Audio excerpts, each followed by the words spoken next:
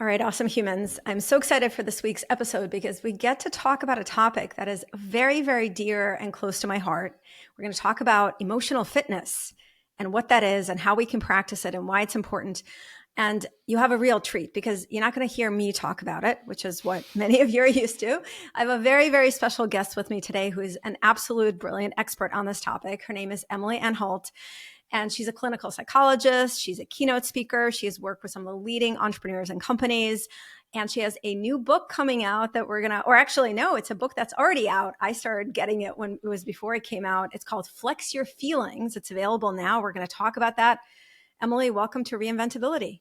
Thank you so much for having me. It's a pleasure to be here. I'm so excited for this conversation. Okay, there's a question I ask all my guests before we dive into anything else. What would you say, like when you look back in your life, what would you say has been one of kind of your most meaningful reinventions or challenging reinventions or exciting reinventions? For me, I think it was when I started going to my own therapy. When I started grad school to become a therapist, I thought to myself, I should probably be in therapy just to see what it's all about. I didn't really think that I needed therapy necessarily. And then, cut to 6 months in, my mind just being absolutely blown week after week by everything I didn't know. And I was in that therapy 3 times a week for 8 years. It was sort of a classic psychoanalysis. And it helped me reinvent almost everything about myself that would serve me to change. And it helped me lean into everything that served me to strengthen. And I really credit pretty much everything great about my life. I credit to the work that I did in that therapy. Wow, that's powerful. I love that you were already studying to become a therapist when you decided to try it. Why did you decide to become a therapist if it wasn't something you had experienced before? Well, I had done some therapy as a kid for my ADHD, that kind of thing, but really I credit a few things. My family is fairly psychologically minded. I had an incredible psychology teacher in high school that helped me see that when you know a lot about psychology, you know a little about everything because the world because psychology is the study of the relationship we have to ourselves and other people, and the world is spoken in the language of relationships. So that was part of it. And then, no therapist becomes a therapist by accident. I'm sure I was curious to understand my family dynamics and the things that made me who I was. So, yeah. How great. Well, that's a wonderful commitment. 8 years, 3 times a week. I love how you talked about it. So let's dive in. We were chatting before I hit record. I'm so excited to talk to you because emotional fitness is actually something I've talked about quite a bit. I write about a lot in my book called The Awesome Human Project, and I'm so intrigued and excited to get your take on it. So without further ado, what is emotional fitness? Because we all know what physical fitness is. What's emotional fitness? How do you define it? So I define emotional fitness as an ongoing proactive practice of strengthening your mental and emotional health. And I compare it to physical fitness a lot. With physical fitness, everyone has a body, so everyone has physical health. A lot of people like to think if they're not sick, that means they're healthy. But if you talk to someone who's physically fit, someone who eats well, sleeps enough, exercises, they'll tell you just because you're not ill does not mean you're fit. And the same is really true with our emotional health. We might not be struggling with daily panic attacks, but that doesn't mean that we are in our best emotional shape. And I wanted to help people figure out how to work on their mental health more like going to the gym and less like going to the doctor, how to do their emotional push-ups and, flex their emotional muscles so that they can actually prevent some of the mental health struggles that they might have faced if they weren't doing that work. Well, I think that's so, I'm going, up and down with my arms, guys. If you're listening, if you're on YouTube, you see me doing it because, I couldn't have said it better myself. When I kind of started to include emotional fitness in the work that I was doing around happiness, it was kind of the same insight of we focus a lot on problems, but we can also elevate how we feel if we treat it like something we do regularly. So I love that. Why, this is a podcast about transitions and transformations and growth. I'd love for you to talk about why emotional fitness is such an important component of that, because I'll just share my own experience. It wasn't entirely obvious to me for a long time, not until I suffered my own burnout. I kind of treated how did I treat my mental and emotional health? Definitely took them for granted, but mostly I just ignored that they were there. And only when I hit severe burnout did I start to pay attention. So I'd love for you to talk about why it is so essential always, and particularly when we're going through change or going through transition. Well, you've described it perfectly, which is what most people do. Most people wait until things are really bad to focus on their mental health. But I like to think about that a little like waiting till you have heart disease to do cardio. Mm, By then you're already dealing with a lot of consequences. And if instead you get ahead of it and you're proactive about it, you're going to prevent that burnout. You're going to prevent a lot of those struggles. I think emotional fitness has everything to do with growth because at its core, at least the way I define it, emotional fitness is about learning how to lean into your discomfort instead of away from it so that you can grow. And growth is uncomfortable. Everything, everything you want in life is on the other side of discomfort. Every type of growth you could possibly want to move toward is going to require you to be a mhm. little uncomfortable. And so becoming more emotionally fit means that you're going to be able to tolerate that discomfort and move into that growth. I think about people who, if you walked into the gym and you said, all right, I'll work out, but only till I'm physically uncomfortable, then I'm going to stop. You would never get stronger. You would never get faster. And we treat our lives emotionally that way, where we say, all right, well, I want to grow, but only if it's comfortable. And that's Mm. just not how growth works. So by flexing our muscles and learning how to tolerate that discomfort, all of these options open up to us. All of a sudden, there's so many things that we can move toward.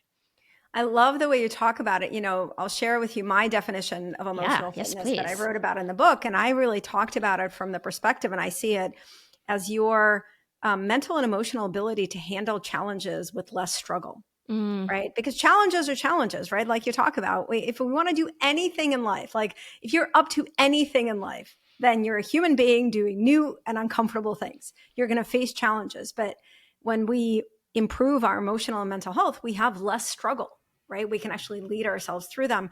And I love the example of that you used with weights. I actually remember when I was in college, I would, I'd go work out at the gym, and there was a trainer there. I guess I don't know if she was employed by my university, but anyway, she was there. And I remember overhearing her talk to someone that she was training. And it was a guy lifting pretty heavy weights. And I guess he was doing, I remember it like yesterday, he was doing bicep curls. And I don't know, he'd done like 8 and they were pretty heavy. And he was like, okay, I think that's it. And she said, okay, that's now you begin. Right. yes. Because he got to that point where it was now really uncomfortable. And I remember her saying, like, now you begin, which is what you're talking about. And I think that's why I'd love for you to talk about maybe you can offer a couple ways that people can begin to strengthen their emotional fitness, especially when they're going through something challenging or they want to take on a new challenge. Because again, I find it's something, you said it perfectly, like an experience begins to feel uncertain or uncomfortable or frustrating, which is natural when you're doing something new.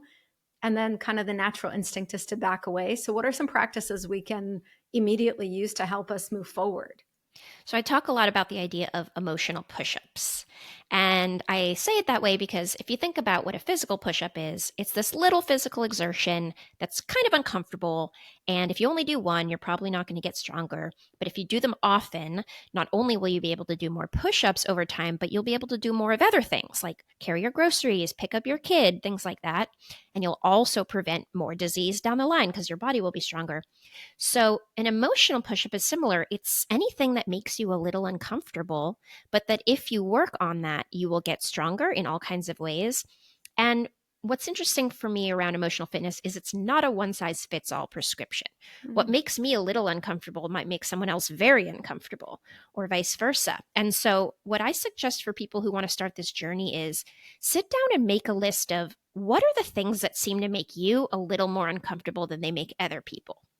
And I'm not talking about the things that send you into a panic or that make you feel really unsafe. These are just the things that you notice you kind of try to avoid. So it might be things like public speaking, it might be things like saying no or having hard conversations, it might be something like talking vulnerably about yourself with other people. What are those things? Make a list of those things. And then the next step is think about what you do to avoid that discomfort. So, if you don't like saying no, do you say yes even when you really don't want to? Mm. If you don't like being vulnerable with other people, do you shut down? Make a list of what those avoidance tactics look like. So, now the third step is to think about how might this avoidance actually be more uncomfortable and more problematic for you than the original thing you were trying to avoid? So if you say yes when you want to say no, you might save yourself a second of discomfort in that moment, but now you're overwhelmed, you're resentful, you're frustrated, you're way busier than you want to be. And that's actually much more uncomfortable than if you had just been able to say no. And then finally, the last step is how can you take one step toward your discomfort instead of away from it? You don't have to throw yourself toward it all the way, but let's say you don't like saying no. Maybe you say, let me think about that. That gives you a chance to really think about what you want to say. Or if you don't like sharing vulnerably with strangers, maybe you start by sharing a little more vulnerably with someone you really trust.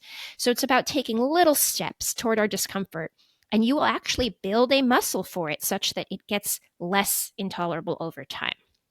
I love that practice so much. I'd be curious, would you be willing to do it? Like, what's one thing that makes Oh, you a little yeah. uncomfortable? I'm always willing. I love when my guests put me on the spot. I Oh, love great. it. And we didn't discuss this, everyone, so I love it. Okay, I'm thinking. Uh, t- t- t- so I really like to make people feel good. And so I tend to shy away. You know, it's funny, my mentorship method, I do a lot of mentorship with leaders, and I call it mentorship coaching. I call it loving agitation. So I do it lovingly by agitate them. But I find that in my general communication, so let's say my emails or my social posts, I generally tend to stay on the side of like, I want this to make you feel good. So I think I have some discomfort around saying things that don't make people feel good. Yeah. And the cost of that, because I love that part of the practice, is to become aware of what is the cost of that, or how might that actually be causing me longer or deeper discomfort. Well, the cost of that is I'm not being true to myself. And that's highly uncomfortable. When and I can describe it as almost like a feeling in my body that, like we all have like, I didn't quite say what I wanted to say because I'm trying to make sure people feel good. Yeah. And that discomfort of not being real with myself sucks. It's heavy, right? And so a small step, and this is such a great reinforcement because I try to do this, is I have this practice with myself when I write an email to my list or I write a social post that I pause, and I don't do this 100% of the time. I just want to be real. But when I'm intentional, I pause and I look at it and I really check myself like, am I being really true, or am I trying to make sure that, I don't ruffle feathers? Right. Right. And so I have to tell everyone it's really powerful to even just intentionally walk through this practice. And it's to me, Emily, the most powerful piece of it is the witnessing and being really honest with yourself about what is the greater discomfort it's causing you. For Because sure. as you said, in that moment, like for example, when I just want to, when I kind of butter things up a little bit, right? Or don't say the things I actually want. Or when someone says, yes, I'll do this. And they're like, oh, I don't actually want to. Like in that moment, maybe you don't have the discomfort, but the discomfort you are creating longer term, it's actually much heavier. I think that's one of the most powerful pieces of what you just shared. For sure. And, just by putting intention and attention on something, we gain agency to change it. It's really hard to change something if you're not aware that it's happening. And so this practice is really about just putting awareness on things. And I want to throw out the caveat that once we're aware of something, it doesn't always mean it's easy to change it. I hope people don't beat themselves up if they can't immediately become a person who loves saying no to people. But over time, it will shift. And it's so much more likely to shift if you will, allow yourself to sit with it. Yeah, I remember one of the teachers I've had the gift of working with over the years. Her name is Janet. I write about her a lot in my first book. I remember she said something to me that really stayed with me about that. She said, if you walk into a dark room and just flip the light switch on for like 5 seconds and then you turn the light off, you're not going to be able to unsee the things that you saw. So even though you don't see them anymore, you're going to remember, oh, there was a couch there, there was a window there. And I find that that's the power of awareness. It's hard once you become aware of something, it's hard to forget it. And even that begins it's like becomes this inner nudge to do something about it, because you can't even if you want to, like you can't unsee it. I So I think love it's that. really powerful. I love that image, and it makes me think of something my therapist told me early on, which is the idea that when we speak about difficult things, it changes the very chemistry of them. It Mm, changes our relationship to them forever because we've said them out loud. We've acknowledged them. We mm-hmm, have created a little space between ourselves and that truth mm-hmm. that we can now, view it from a different perspective. Yeah. So that's a lot of what emotional fitness is about, is just letting yourself become more aware of things and moving toward things you would normally move away from. I love that was the other piece I wanted to talk a little bit more about because I don't think I've thought about it from that perspective, that it is a practice of intentionally moving towards things that are a little bit uncomfortable or a Yeah. lot uncomfortable, but then in steps. Um, it's so interesting because, and you talked about this, right? By its nature, the human brain just wants to keep us safe, right? That is what it wants to do. It doesn't care about our emotional fitness or our fulfillment. It just wants us to be alive, right? And it's Mm-hmm. still operating, the amygdala part, the old part of our brain is still operating with that dead, not dead. It wants us to be not dead, right? And so when it sees discomfort, the natural instinct we all have is back away, stay comfortable. So in a way, emotional fitness is this kind of intentional taking the wheel into our hands and not following our brains and kind of core biological instinct, and to say, wait, hold on, this discomfort does not threaten my life. This isn't a pack of wolves running at me, and actually moving towards it. So I'd love for you to talk about that aspect of it some more, because I think that's a really powerful insight, especially when it comes to growth and Mm. reinvention, because it is by nature deeply uncomfortable. For sure. You know what that makes me think of is, I'll talk a lot about this idea that I really dislike the advice, always trust your gut. And people say this all the time, just trust your gut, trust your gut.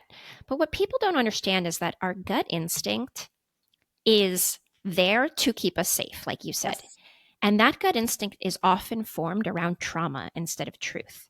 So, for example, a person who was bitten by a dog as a kid, for the rest of their life, their gut instinct around all dogs is probably going to be that they're dangerous. But of course, we know all dogs are not dangerous. And so we should listen to our gut instinct because it gives us information, and at times it will keep us safe. Mm-hmm. If your gut instinct is not to walk down that dark alley by yourself at night, you should probably listen to that. But we also need to use our mind to question that gut instinct and ask, are you keeping me safe, or are you moving me away from a type of growth that I actually really want to pursue?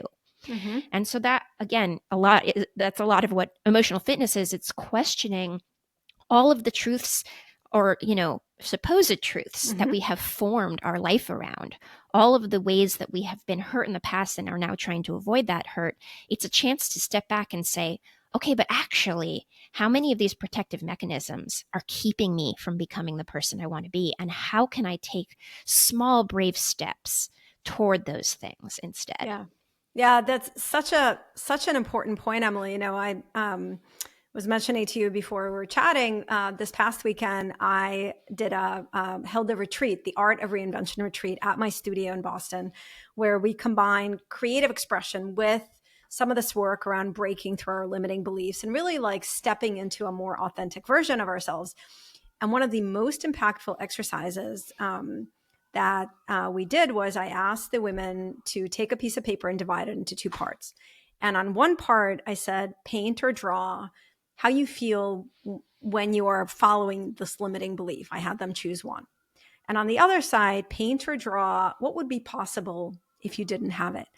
And it was such a powerful experience, first of all, to witness, that limiting beliefs were very small, constricting, dark colors, like rough edges, straight lines, boxes.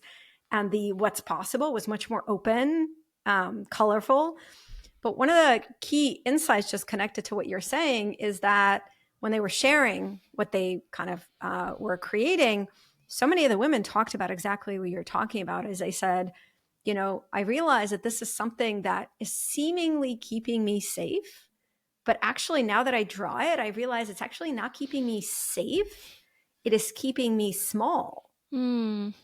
And I think that's so much of what you're talking about, right? That gut instinct that wants to keep us safe. Well, it sees danger everywhere because, sure, and it's a wonderful service. Like, yes, if there's a car coming at you, like jump, right?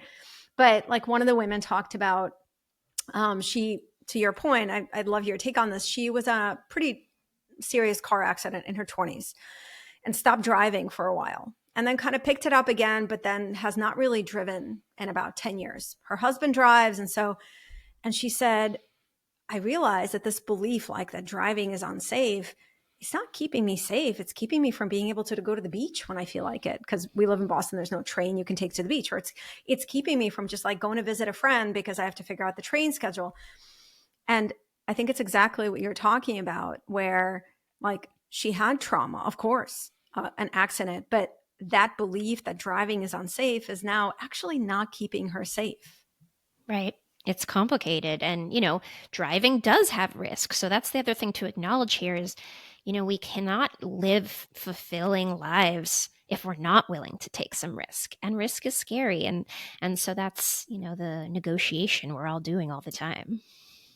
Yeah, I love that. It's a negotiation we're doing. I love that. Okay, you talk about kind of 7 traits of emotional fitness. I'd love for you to kind of journey us through them, briefly. Let's take a journey through the 7 traits of emotional fitness. Sure thing. So these traits are based on a big research study I did a number of years ago, where I interviewed 100 psychologists and 100 entrepreneurs. And I asked them the question, how would you know if you were sitting across the table from an emotionally healthy leader, an emotionally healthy person? What does that look like? What does it feel like? What do they do? What do they not do? What a And great question. yeah. Sorry to interrupt. What a great question. No worries at all.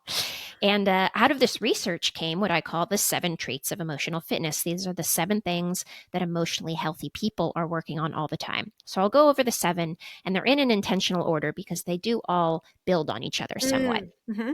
So the first trait is mindfulness. And I define mindfulness as becoming more comfortable being uncomfortable. So it's just what I was talking about. It's learning how to tolerate your discomfort a little bit because all the rest of the traits are going to require you to be a little uncomfortable. So first you have to just be willing to be in that feeling for a moment. Mm-hmm. So that's trait 1. After mindfulness comes curiosity, which I define as pursuing growth over defensiveness and Mm-hmm. prioritizing continued learning.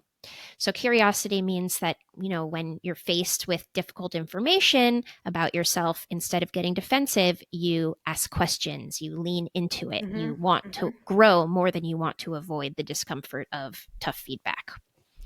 So if curiosity is sort of about lowering your defenses, then the third trait is self-awareness.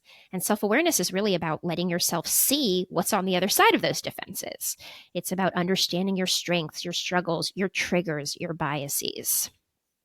The fourth trait then is resilience, which I define as bouncing forward through setbacks and failures. Mm-hmm. And I say bouncing forward instead of bouncing back because the things that we go through that are difficult, they change us. I don't think we ever go back to being the person we were before we went through a hard thing. So I that could shouldn't be not the agree goal. with you more. I Yeah. just to jump in on that, I could Yeah. not agree with you more. And I think it's actually at the very core, and I'll let you give us the other 3 in a moment, but I think it's at the very, very core of what emotional fitness empowers us to do is to grow forward instead Right. of just kind of staying at some baseline, bouncing back to some baseline. Okay. Exactly. Number 100%. 5. Right. So then the fifth one is empathy. So if self awareness is understanding your own emotions, empathy is about understanding and feeling the emotions of other people. And empathy has a feelings component. If you intellectually understand what someone is feeling, but you are not feeling it at all, that's not empathy, that's sympathy. So empathy means really letting yourself feel what other people feel. And this comes a little later in the 7 because if you're not comfortable recognizing and feeling your own emotions, you're definitely not going to want to feel anyone else's. So you have to do that work on yourself first. So then the 6th trait is communication, being able to put words to your needs and expectations and boundaries, confronting conflict right away instead of letting it fester, that kind of thing. And then finally, perhaps my favorite one, the 7th one, is playfulness. Being a yes and person and fostering space that deepens connection, being willing to remove constraints and think big and, remove the end goal for long enough to enjoy the journey. I love that. Those are beautiful. And I imagine our listeners can dive into these in your book, Flex Your Feelings. Absolutely. Yes. Yeah. So everyone, Emily's book is available. We always put a link in the show notes, but it's called Flex Your Feelings. You can get it online or at your favorite bookseller, and you can dive deeply into these 7 traits. I love that. And So in the book, yeah. I give clinical examples for each trait, like me working with someone in therapy on a Mm, particular trait. I give personal examples and I give a bunch of emotional push up ideas for each one. love that. I love the idea of an emotional push-up. So I have a question for you, Emily, just as we're talking. So Sure. I am an entrepreneur. I've built or was part of the team that built 5 different companies, mostly in tech. And so, you work with a lot of tech entrepreneurs. I spent 15 years in that space. And when people ask me, oh, is that why you burnt out? I say, no, that's not why I burnt out. Yes, of course, I worked a lot. I don't think of burnout as coming from too much work. For me, it was lack of emotional fitness, lack of self awareness, lack of being honest with myself about things that made me feel good or didn't. But I want to ask you, so I have a lot of friends who are these wonderful, ambitious entrepreneurs doing great things. Um, what's the blind spot that you find kind of highly ambitious achievers have when it comes to emotional fitness and what we're talking about? I would say the top blind spot I've seen in working with entrepreneurs is around the idea that our biggest strengths will very quickly become our biggest weaknesses if we don't keep an eye on them. Entrepreneurs should understand that there is an inflection point for everything that has helped them be successful that will really be their downfall if they're not thinking Mm, about it. So, for example, vision can become tunnel vision. Being, having a tough skin to not let negative feedback or non believers keep you from doing what you want to do can suddenly become a person who doesn't take in any feedback and doesn't see when mm. things need to change or when people are unhappy, that kind of thing. Even something like being a really empathetic, thoughtful person can become people pleasing. So, what I would recommend to entrepreneurs is make a list of all of your greatest strengths and then take a second to think about how those can also be your biggest weaknesses. And Mm. that's okay. It just means keep an eye on it. Make sure that Hmm. you are surrounding yourself with people who you trust, who can help you see when the things that have gotten you here are not going to get you there. Oh, I love that so much. And, I think this advice goes far beyond entrepreneurs. I think For it's sure. really fantastic advice to all humans, especially leaders. We have a lot of, I work with a lot of leaders who lead teams. We have a lot of them listening to this podcast. So leaders, I want you to pay attention because I think that is really powerful advice. And I can't help but, immediately turn the lens on myself. Yeah, And I was tell just me. talking, no, I want to share because, in the interest of being really open about it, I was actually came up, I was leading a workshop on authentic confidence for a group of executives yesterday. And this one question or kind of situation came up where the woman was sharing that she has a boss on her team. She's like, she's wonderful, but kind of in meetings, it's kind of her. Mm, I don't really speak up. And then she shared her win, her confidence win was that she actually did speak up. And I said to them, and I'll say this, I said, I'll be honest with you, I think I was that person mm, often on my team. And my one of my strengths is I have big vision and I can hold it. Even when a lot of people don't see it, I can hold it, right? I'm the person with big ideas, big vision, and I get people excited about it and energized by it.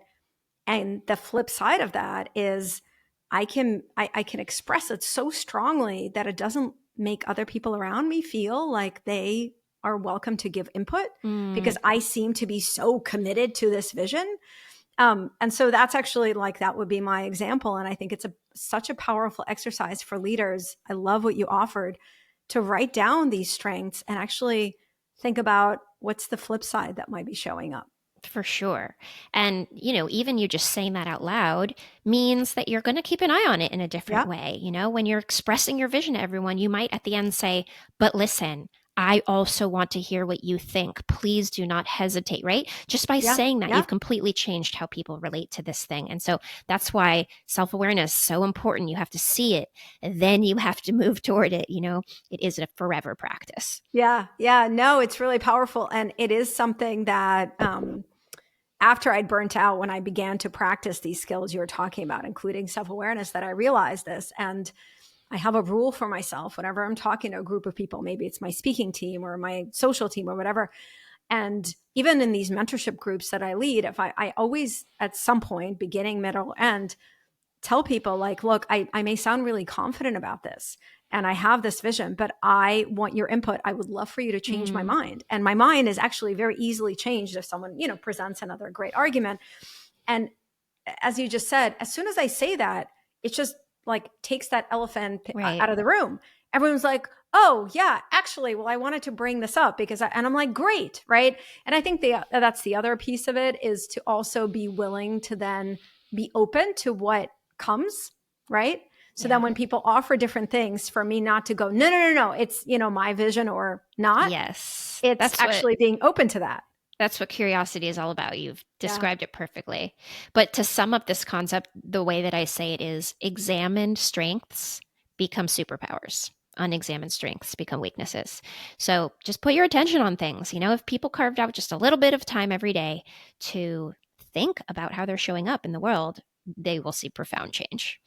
I love that. And I also, do you think that what I have found in just my own work and working with so many leaders on this, I think we also have to practice a pretty significant element of self-compassion there, meaning Yes. not judging ourselves so harshly, but actually like seeing ourselves fully and saying like, oh, here are some things I want to improve. Because the negative kind of self-judgment, I think, can create a whole other set of issues, right? So if I look back at myself, go, oh my God, I was awful. I was so awful that I was so committed to my vision. That doesn't motivate me to improve. That just makes me want to hide.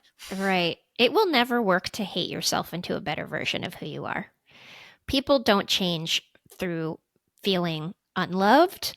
People change when they feel like they're loved as they are. That's this interesting concept that works for both our relationship to ourselves and to other people. That the more you love and accept yourself as you are, the more you will have the resources you need to change for the better.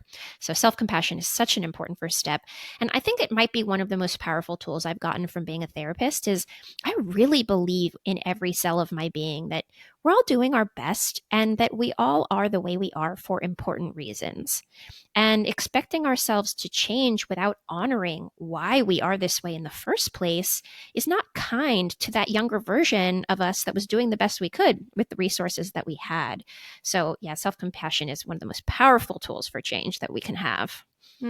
Well, I don't think I can say that better myself. I think that's such a beautiful place to wrap, but it brought a memory back that I want to share with you and Yes, our please. listeners. A couple of years ago, we had a chance to go to Peru, and we had this guide, this kind of, it wasn't like the take ayahuasca kind of guide, but it was a guide. His family's from the Andes Mountains. And so he did all kinds of ceremonies and really just talked about the culture in a very interesting way.